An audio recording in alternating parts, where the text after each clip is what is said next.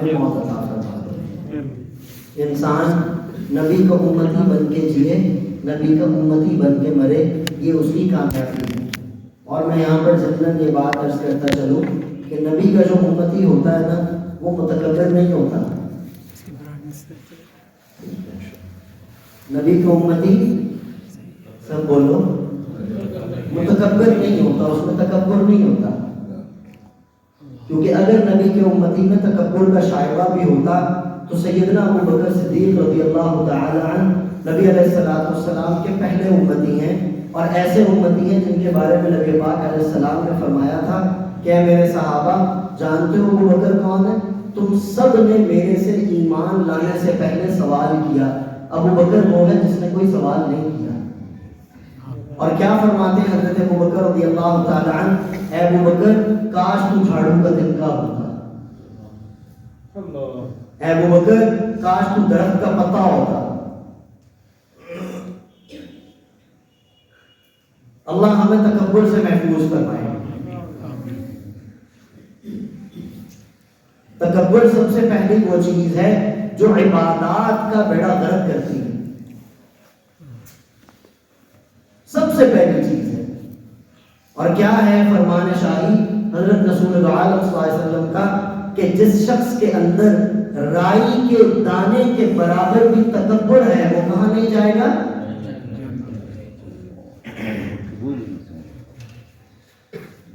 رائی کا دانہ کتنا ہوتا ہے جی؟ بہت بڑا، جس کو پنجابی میں کہتے ہیں پورا. یا اگر کسی نے رائی کا دانہ نہ دیکھا ہو تو کلونجی کا دانہ دیکھا ہوگا، تل دیکھا ہوگا، ناموں پہ لگنے والا تل. آپ علیہ السلام خشخاش کا دانہ دیکھا ہوگا. آپ نے فرمایا جس شخص کے دل میں رائی کے دانے کے برابر بھی تکبر ہے وہ جنت میں نہیں جائے گا. وہ علامہ صاحب ہے تب بھی، وہ فہامہ صاحب ہے تب بھی، وہ فلاسفر صاحب ہے تب بھی، وہ ڈاکٹر صاحب ہے تب بھی، وہ انجینئر صاحب ہے تب بھی، وہ زمیندار صاحب ہے تب بھی، وہ جو کچھ بھی ہے، جس مرضی قسم کا وہ کچھ بیٹھیا ہے اس کے دل میں تکبر ہے وہ جنت میں نہیں جائے گا.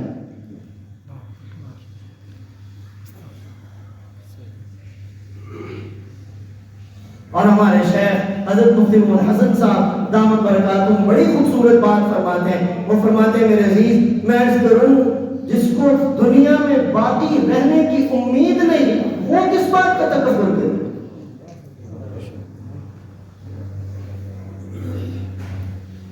آپ میں سے ہم جتنے بھی یہاں پر بچے بیٹھے ہیں، بڑے بیٹھے ہیں، جوان بیٹھے ہیں، کوئی اٹھ کے مجھے بتائے کہ وہ اگلے گھنٹے تک زندہ رہے گا، گارنٹی سے بات کر دیتا. یہ جو ہمیں لفظ انشاءاللہ ملا ہے یہ کیا ہے؟ اگر میں یہ بات کہوں تو غلط نہیں ہوگا کہ میری ہر بات میں لفظ انشاءاللہ میرے تکبر کا گلا کاٹتا ہے کہ بھائی میں کچھ نہیں کر سکتا، مجھے اپنی ذات پہ امید نہیں، یقین نہیں، مجھے اپنے کسی چیز پر بھروسہ نہیں. بھروسہ مند تو ایک ہی ذات ہے، امید کے قابل تو ایک ہی ذات ہے، یقین کے قابل تو ایک ہی ذات ہے، اور وہ کون ہے؟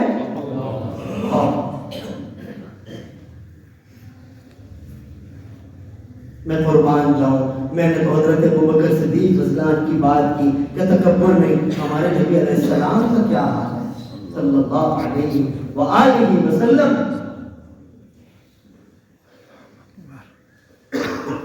اللہ اکبر.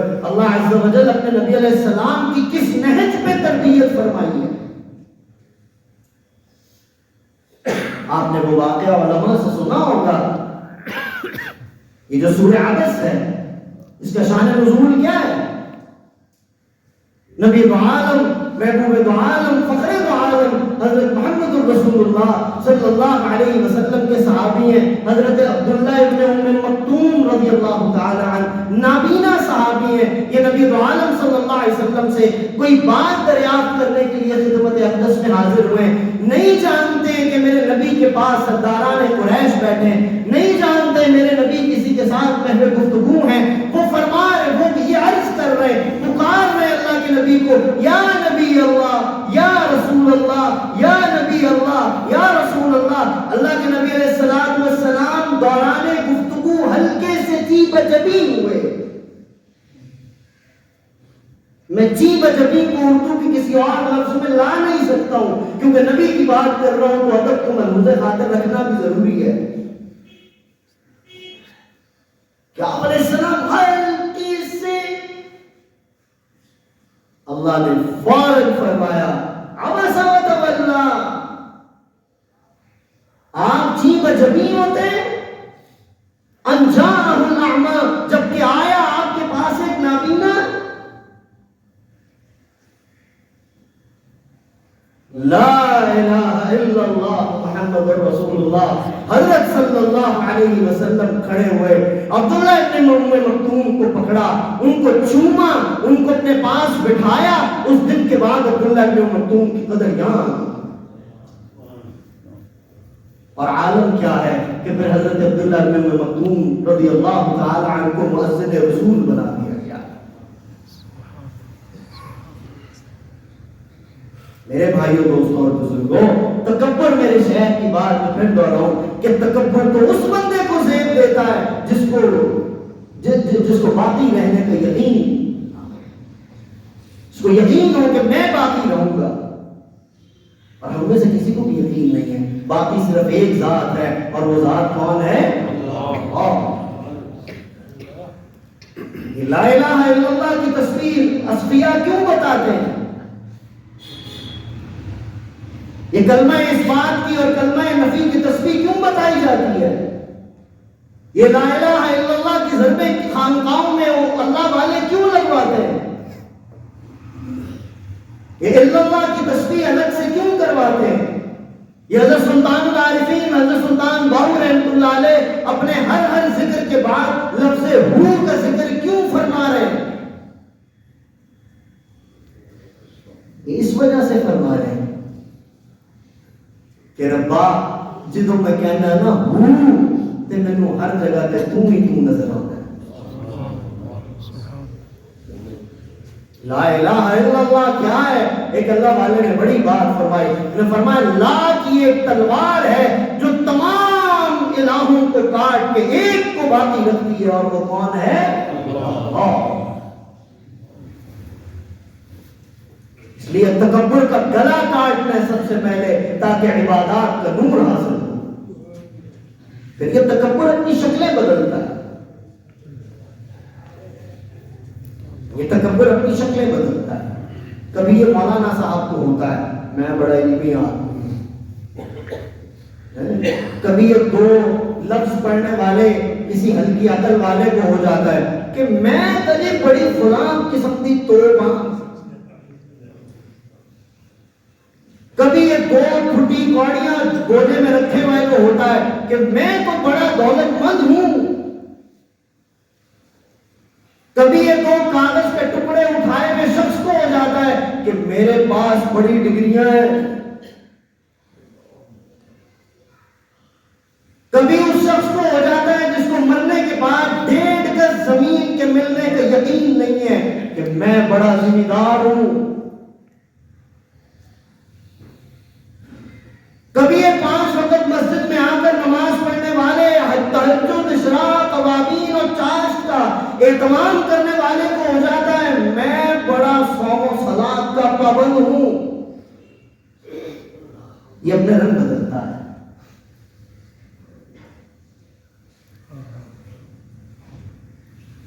کبھی یہ مالدار کو لگے گا، کبھی عالم کو لگے گا، کبھی فقیہ کو لگے گا، کبھی متقی کو لگے گا، کبھی دولت مند کو لگے گا، کبھی عہدے والے کو لگے گا، کبھی منصب والے کو لگے گا. اس سے بچنے کا طریقہ کیا ہے؟ لا الہ الا اللہ. ہوتا ہے نا ایسے. وہ ایک مرتبہ ایک صاحب نے مجھے بتایا، ہماری مسجد میں ایک صاحب ہے، انہوں نے مجھے ایک بار کہا کہ مجھے جلدی سے مسجد میں چھوڑو. رش بہت تھا. میں نے ان سے کہا عافیت سے چلتے ہیں، پہنچ جائیں گے. انہوں نے کہا اصل میں مولوی صاحب کے بیان سے پہلے پہنچتا ہوں. انہوں نے کہا کیوں؟ انہوں نے کہا میں چیک کرتا ہوں کہ ہمارے مولوی صاحب کوئی غلط بات تو نہیں کرتے. میں نے کہا سبحان اللہ، 7 قوموں کی سلامی آپ کو. یہاں پر میں ایک بات عرض کرتا چلوں. ہمارے حضرت مفتی، یہ جو اللہ والے ہوتے ہیں نا، اللہ والے یہ سادہ سی باتوں میں بڑی بڑی زندگی کے راز بیان کر جاتے ہیں. ایک بار عجیب بات فرمانے لگے بیٹے میں عرض کروں آپ جتنے مرضی بڑے بام پر چلے جائیں، آپ جتنے مرضی بڑے بام پر چلے جائیں، جب کسی کی مجلس میں بیٹھے بس اپنے آپ کو محتاج بنا کے بیٹھے، آپ کو اس کی بات سمجھ آئے نہ آئے، نور آپ کو مل جائے گا۔ آپ جب تک بھی کسی کی مجلس میں بیٹھے بس اپنے آپ کو محتاج بنا کے بیٹھے، آپ کو اس کی بات سمجھ آئے نہ آئے، نور آپ کو مل جائے گا۔ کیوں ملے گا نور؟ Positive thinking. یہ سائیکالوجی کا پورا مضمون ہے، مثبت سوچنا، مثبت رہنا۔ میں قربان جاؤں رسول اللہ صلی اللہ علیہ وسلم پہ کہ آپ یہ بات فرما کر ہمارے اوپر احسان کر گئے کہ جس کے دل میں رائی کے دانے کے برابر بھی تکبر ہوگا وہ جنت میں نہیں جائے گا۔ اس لیے کہ میں عمل تو بڑے بڑے کر رہا ہوں، ایسا نہ ہو میرے دل کا تکبر میرے عملوں کو ضائع کر دے اور مجھے جنت میں جانے سے روک دے۔ میں نے آیت پڑھی قرآن کریم، نبی عالم صلی اللہ علیہ وسلم کو حکم ہو رہا ہے وَأْمُرْ أَهْلَكَ، نبی جی آپ کو حکم کرتے ہیں، یا ایک صحیح ترجمہ وَأْمُرْ أَهْلَكَ، نبی کو حکم ہوا کہ نبی جی اب آپ اپنے اہل خانہ کو حکم فرمائیے۔ پہلا ترجمہ میں نے کیا جو وَأْمُرْ سے پہلے محذوف آیت ہے، اور پھر میں نے ترجمہ کیا اس پورے کا کہ حکم ہوا رب تعالیٰ کی طرف سے، نبی جی اب آپ اپنے اہل خانہ کو حکم کریے وَأْمُرْ أَهْلَكَ بِالصَّلَاةِ، نماز کا، وَاسْتَبِرْ عَلَيْهَا، اور آپ خود بھی اس میں پکے رہیے۔ کبھی فلسفہ نماز تو سمجھیے کہ نماز ہے کیا؟ بڑی معذرت کے ساتھ نماز کوئی چار ٹکروں کا نام نہیں ہے، نماز تو نام ہی اس بات کا ہے۔ میں مصلی والے کو دعائیں دیتا ہوں، میں نام نہیں جانتا۔ میں ایک مرتبہ گارمنٹس کی شاپ پہ کھڑا ہوا تھا، ایک سادہ سے صاحب آئے، انہوں نے آ کے مجھ سے سوال کیا مولوی صاحب اے جدوں اسی ہاتھ اتے کر دیں اللہ اکبر، یہ کی مطلب ہے؟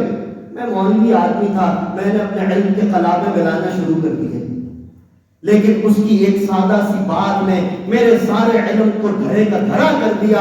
انہیں کہا جی میں کیا ہے سمجھنا جدو اسی کر دینا اللہ اکبر، اسی اللہ دے حضور جا کے کہنے یا اللہ اسی ہینڈ اپ کر لیا ہے، ان جو تیرے جی چاہتا ہے تو ساڈا کر دے۔ اے کہ ربا اسی اپنے آپ کو تیرے سپرد کر دیتا ہے، تو جو چاہتا ہے ہم ساڈا کر لے۔ میرا سارے دا سارا علم اس اللہ والے دی اے دو جملے دے سامنے ترے دا ترا رہ گیا، اور مینوں تکبیر اولا دا فلسفہ سمجھ آ گیا کہ ساتھ ساتھ اللہ کے حضور جا کے اپنے آپ کو علامہ نہیں سمجھنا، اپنے آپ کو فلسفر نہیں سمجھنا، اپنے آپ کو زمیندار، دولت مند، ڈاکٹر، انجینئر، ڈگری ہولڈر یا عہدہ اور منصب والا نہیں سمجھنا، فقیر سمجھ کے جانا ہے کہ سونیا آ گیا تیرے دربار پہ، میرے ہاتھ کھڑے نے، اے کھڑا میں جو چاہنا ہے کر۔